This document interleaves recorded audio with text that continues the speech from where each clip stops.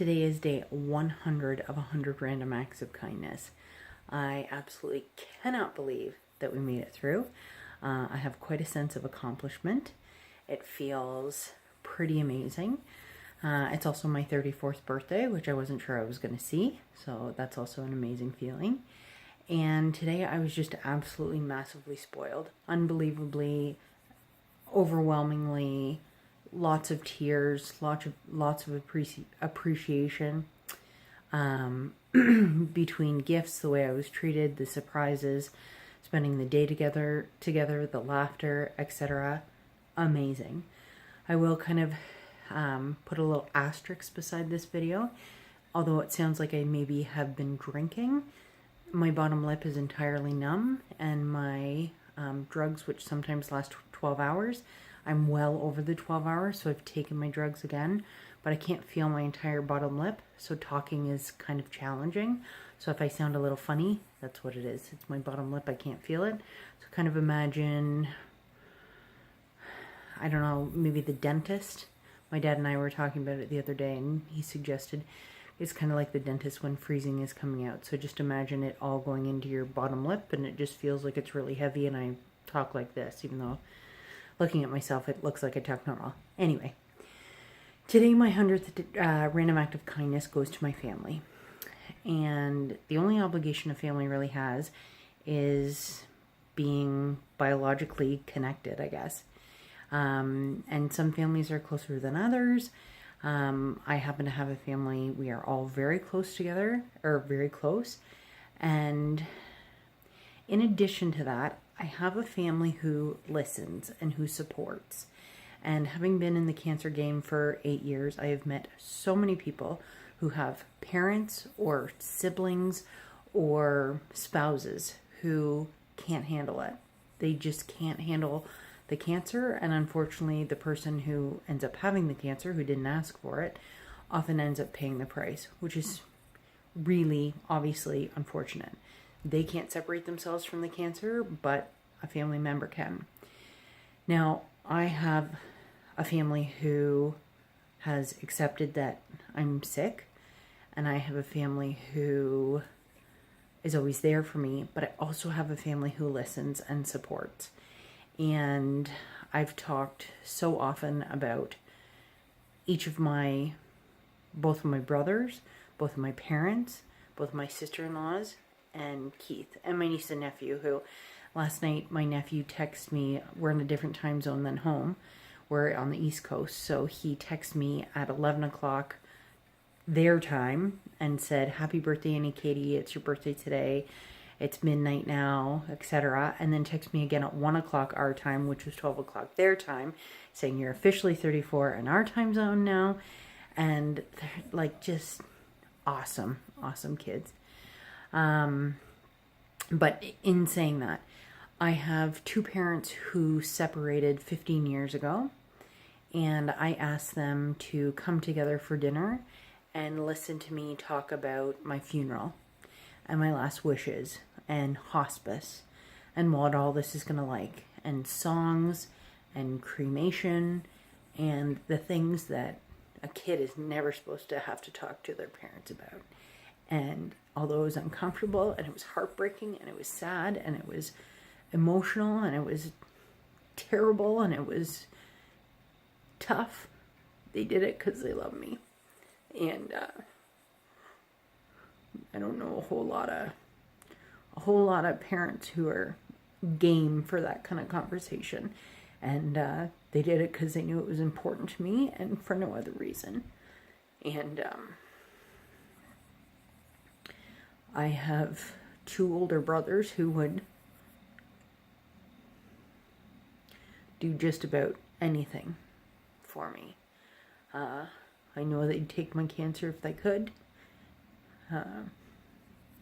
They're just so supportive. And I just want to reiterate that it's a random act of kindness because none of them have to do this. They don't have a choice in being my brothers or my parents. But they do have a choice in how much they support me. And I'm not going to make this a 20-minute video. But if you have somebody in your life with cancer, especially an immediate family member, be there for them. And not in the way that, oh yeah, I'll call my sibling. It's been 2 weeks and we haven't talked and I'll ask how she's doing. Be there for them. Do the other 99 things that I've talked about in this video for them. One of my brothers is working on my legacy right now and working on a motorcycle ride that's hopefully going to be annually. What a massive project. I don't even know what to call it. What a massive event, thing to champion. I mean, there's something about legacy that when you die, you want to be remembered. And there's that endless fear that when I'm gone, what happens to my memory? And this is going to help. And it's already helped kind of put my mind at ease. I have 2 sister-in-laws who, they're just, I couldn't have handpicked wives for my brothers any better than they did. They're just these incredible humans who, same thing, when I want to talk about it, when I don't want to talk about it, they read the room, they offer support, they're just there, and they just want to help. And it's that I get a lot of credit for how open I am, or how honest I am, or how much I talk about cancer and get up in front of people and will you write for us and will you do this and will you do that, and I'm often saying yes, and I get a lot of credit for it, and I deserve very little of that credit because a lot of it comes from my family, my immediate family, my extended family too. I could go on, but there's something about being able to know that I can pick up the phone and call my brothers, either one of them, at any time. In the middle of the night, it doesn't matter, and just cry or talk or say I'm scared.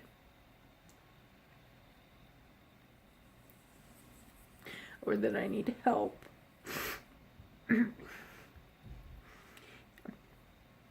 you can't buy that support.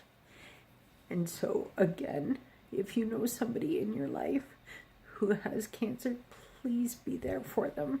It is the most isolating thing I have ever experienced. And knowing that my family is there and willing to do anything just to help in any way they can is so incredibly overwhelming and essential. I don't know how else to describe it. So I'm gonna stop at 8 minutes here and just share my ultimate gratitude for my family, and just hope that so many people get the same encouragement and support that I get, because I couldn't do it without them. And like I have just said about 100 times in this last 8 minutes, if you know somebody, please don't turn away. Don't focus on how scared you are or how hard it is for you, or you're afraid of saying the wrong thing. Turn towards them and either share those things with them directly or find a way to manage your fears to help with their fears. Because it can get pretty isolating. Alone in a crowd is often kind of how I feel sometimes, is that I will never know what it's like to be a mother. I will never know what it's like to have MS. I will never know what it's like to be a pilot. I don't know. I'm just picking random things. And there's no way anybody in my life who doesn't have cancer knows what it's like day to day.